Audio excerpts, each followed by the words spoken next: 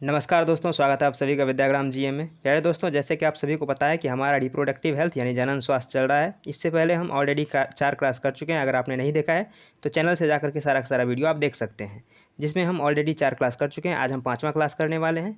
इसमें हम वही क्वेश्चन करेंगे जो कि सेक्सुअल ट्रांसमिटेड डिजीज है, जिसे हम इंग्लिश में एसटीडी कहते हैं, यानी कि यौन संचारित जो जानलेवा बीमारी है उनके बारे में क्वेश्चन करने वाले हैं। ये एमसीक्यू टाइप का क्वेश्चन है, जिसमें कि हम क्वेश्चन आंसर की मदद से एक क्वेश्चन, उनके 4 ऑप्शन और उन चारों ऑप्शंस को भी बेहतर तरीके से आपके सामने यहाँ पे समझाया जाता है, ताकि आप एक ही क्वेश्चन से 4-5 क्वेश्चन तैयार कर सकें। तो चलिए शुरू करते हैं। देखिए, ये पहला क्वेश्चन कह रहा है, क्विनिन मलेरिया की एक आम दवा है जो डैश वृक्ष की छाल से प्राप्त की जाती है। तो ये काफ़ी आसान क्वेश्चन है। अगर आपने कभी भी देखा होगा तो ये आप इसे आसानी से बना सकते हैं। तो देखिए, क्विनिन नामक जो दवा बनाया जाता है वो क्विनाइन के वृक्षों से यानी कि उसके छाल से बनाया जाता है, जो कि मलेरिया के लिए उपचार किया जाता है। ठीक है, तो मलेरिया के उपचार में क्विनाइन नामक जो पौधा होता है उनके छाल से ये जो दवा बनाया जाता है वो मलेरिया के लिए उपयोगी होता है। और मलेरिया होता किस चीज़ से है?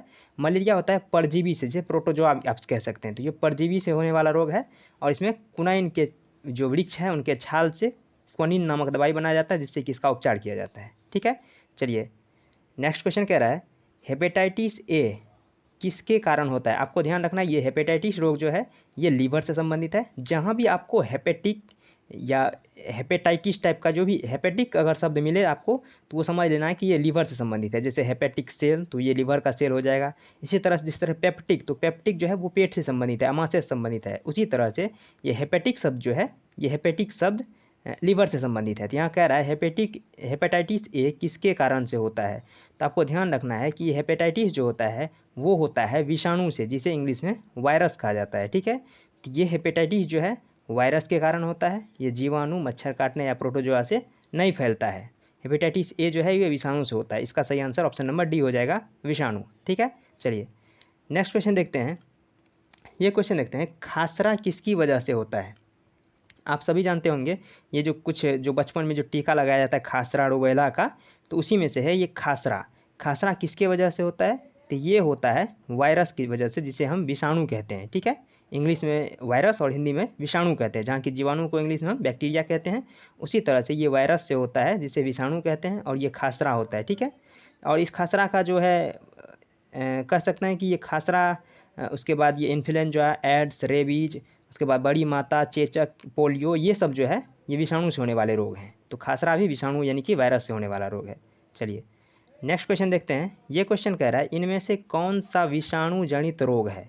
ये क्वेश्चन भी आपको प्रीवियस ईयर में पूछा गया है, तो आप इसे ईजिली कर सकते हैं कि इसमें कौन सा विषाणु जनित रोग है। जैसे ये क्वेश्चन आसान है, आप इसे ऑप्शन एलिमिनेशन की मदद से आप बना सकते हैं। जैसे सूखा रोग विटामिन डी की कमी से होता है, तो ये गलत हो जाएगा। यहाँ पे कह रहा है विषाणु से होने वाला रोग। सिफिलिस की बात करें तो ये तो जीवाणु से होता है, यानी कि बैक्टीरिया से होता है। बेरी की बात करें तो ये विटामिन B1 जो है वो थायमिन, उसकी कमी से होता है। तो एक ही बच गया जो कि खासरा है, और अभी भी आपको जो क्वेश्चन करा है उसमें भी खासरा था, जो कि विषाणु जनित रोग यानी कि वायरस से होने वाला रोग है। वायरस से ढेर सारे रोग होते हैं, जिसमें से कुछ है जैसे खासरा, एड्स, इन्फ्लुएंजा, पोलियो, बड़ी माता, रेबीज, ये सब जो है ये विषाणु से होने वाला रोग है। तो उसी में से खसरा भी एक विषाणु जनित रोग है। चलिए नेक्स्ट क्वेश्चन देखते हैं। ये क्वेश्चन कर रहा है, श्वसन तंत्र से संबंधित विभिन्न रोग किस प्रकार के प्रदूषण के कारण होते हैं? तो आप सभी जानते हैं श्वसन से संबंधित एक ही बात है, श्वसन में हम वायु का उपयोग करते हैं, तो इसलिए ये वायु प्रदूषण हो जाएगा। यानी श्वसन संबंधित जो रोग होता है वो वायु प्रदूषण के कारण होता है। हालांकि आप जानते होंगे कि वायु प्रदूषण में कौन कौन जिम्मेदार है। जैसे CO, जिसे हम कार्बन मोनोऑक्साइड कहते हैं, वो जिम्मेदार है। उसी तरह जो है H2S, जिसे हम हाइड्रोजन सल्फाइड कह लीजिए। इसके साथ जो है जो धुआं, जो एरोसोल निकलता है, जो चिमनियों से निकलता है, वो सब जो है ये वायु प्रदूषण के लिए जिम्मेदार है, जिससे फेफड़े की संबंधित ढेर सारी बीमारी होती है। तो इसी तरह से कह रहा है इसमें श्वसन तंत्र से संबंधित रोग, तो ये हो जाएगा वायु प्रदूषण। वायु प्रदूषण ही श्वसन तंत्र से संबंधित है। बात करें भूमि प्रदूषण का, तो यही जो आजकल यानी कि कुछ दिनों से जो उर्वरक का उपयोग किया जा रहा है कृत्रिम रूप से, जो कि अंधाधुंध खेतों में छिड़का जा रहा है, जिससे भूमि जो है वो प्रदूषित हो रहा है। और फिर अगर उस उर्वरक का उपयोग करना बंद कर दे किसान, तो फिर वहाँ वो ज़मीन जो है एकदम बंजर हो जाएगा, यानी कुछ भी उपजने का उसमें कोई चांस नहीं है। तो ये हो जाएगा भूमि प्रदूषण। इसके बाद जानते हैं जल प्रदूषण। तो जल प्रदूषण जैसे जल में आर्सेनिक की मात्रा बढ़ जाना, या फिर जल में जो इस तरह से गंदगी सीधे तरह से डंपिंग कर दिया जाता है, यानी ये सीवेज का कचरा, साथ ही साथ जो कारखानों का जो कचरा है वो जल में प्रदूषित किया जाता है, तो ये जल प्रदूषण का कारण है, जिससे भी ढेर सारी बीमारी होते हैं। जैसे कि अगर प्रदूषित जल का सेवन किया किसी ने तो उसे हैजा जैसे बीमारी फैल सकता है।